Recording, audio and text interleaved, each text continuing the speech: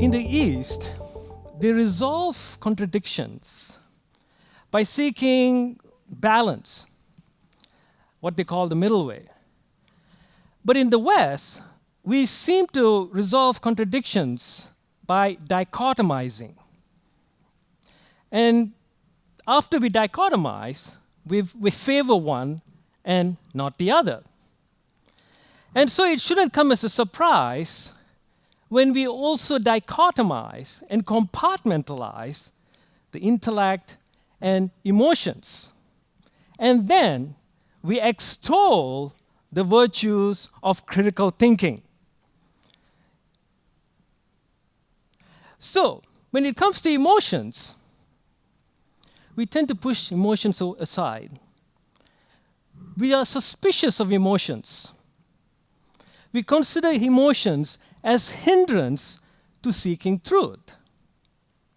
And by doing so, we fail to benefit from what I call critical feeling. The way I see it, critical feeling is the ability to constantly monitor our emotions so that we can take our emotions into consideration when we are attempting to understand another person. I believe that it's only by integrating critical thinking with critical feeling we can fully appreciate the experiences of another human being. To clarify my point, I'm going to tell you a story. We all like stories, don't we? Yes? This is a story about Jake and John. Jake and John are brothers. Their father is a very rich man, and we need to set a context for this. It took place in the early 17th century. Now, Jake, being the older of the two, figured that since his father is very rich and that he's older than John, he should rightfully inherit all of his dad's money. So he had a habit of going to his dad and sharing all kinds of lies about John. So whenever he got the opportunity, he would go to the dad and say, "Dad, do you know John is considered the town drunkard? The town womanizer?" So we shouldn't be surprised when the father dies in 1619. He leaves all of his money, $3.7 million, and absolutely nothing to John. Now, $3.7 million in the 17th century was a lot of money. So John lived a very cushy life. Good food, nice house, servants. He was able to send his children to very good schools. John, on the other hand, was barely getting by. And he had hardly anything to show. Furthermore, since his brother Jake was such an influential person in town, he could hardly do anything to get ahead in life without Jake's approval. I think you can understand this. Now, let's move forward, shall we? Let's say we move forward to the 19th century. Overall, Jake's children are doing really well compared to John's children. And by now, Jake has achieved a legendary status in his community. So to honor him, Jake's community erects a huge statue of Jake right in the middle of town. I think all of us have seen this statue.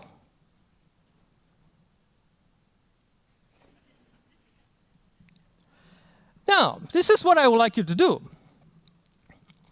If you belong to John's side of the family, how would you feel having to walk past Jake's statue every day to work. You still remember what Jake did to John and the consequences of those lies to your family. Do you think you might feel a tad bit angry, resentful, cynical? Let's move forward to the 21st century, to the year 2018. By now, some folks in John's side of the family are doing rather well. Actually, some of them are doing even better than some of the folks in Jake's side of the family. But when we look at the overall picture, when we compare Jake's side of the family and John's side of the family, well, there's some huge gaps in terms of income, net worth, positions of power in politics, business, academia. It seems like Jake's side of the family have monopolized all these positions. So, now if you are on John's side of the family and you have nothing to show for, how do you think you're feeling right now?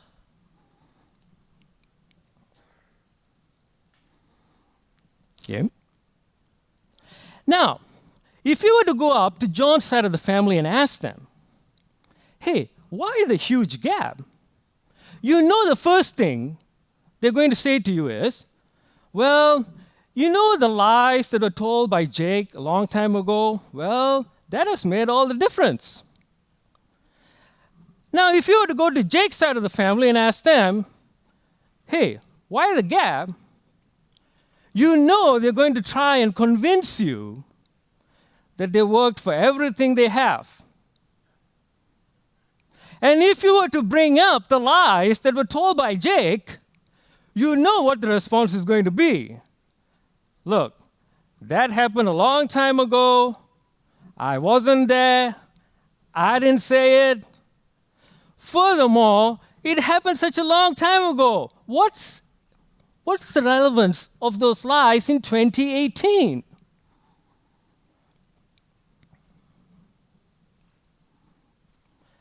At this point, I have a feeling most of you have an idea what I'm really talking about.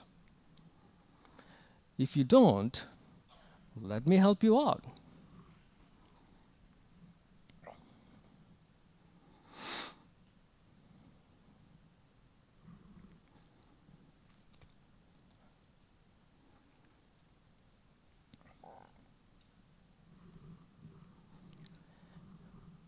You might be thinking to yourself, I don't know, I've thought about slavery, I've discussed about slavery, but somehow this topic has never hit me this way before. Why is that? Let me try and explain. My goal here was to try and help you to understand the psychological or emotional impact of slavery that set off a chain reaction way back in 1619 that is still being felt by African Americans today. By sharing this analogy, I was hoping to engage your critical thinking and also your critical feeling so that you can better empathize with African Americans on the topic of slavery. Those of us who address social justice issues have noticed that topics like slavery, racism, white privilege often provoke very powerful, uncomfortable feelings like guilt and shame among white people, even highly educated white people. And as a result, discussions that we have about social justice often become intellectual exercises that are devoid of any acknowledgement of strong emotions that could potentially bias critical thinking. As I see it, white people need to start a new chain reaction that can counter the chain reactions that were set off by oppressive institutions like slavery in this country. You can start a chain reaction today by choosing to critically feel and take ownership of your deep-seated guilt and shame to fully understand social justice issues, which you cannot hope to do through critical thinking alone. Until you're able to do so, I'm afraid the chain reactions that began a long time ago are going to continue. And you will be partly responsible for their perpetuation due to your lack of critical thinking and feeling. Thank you.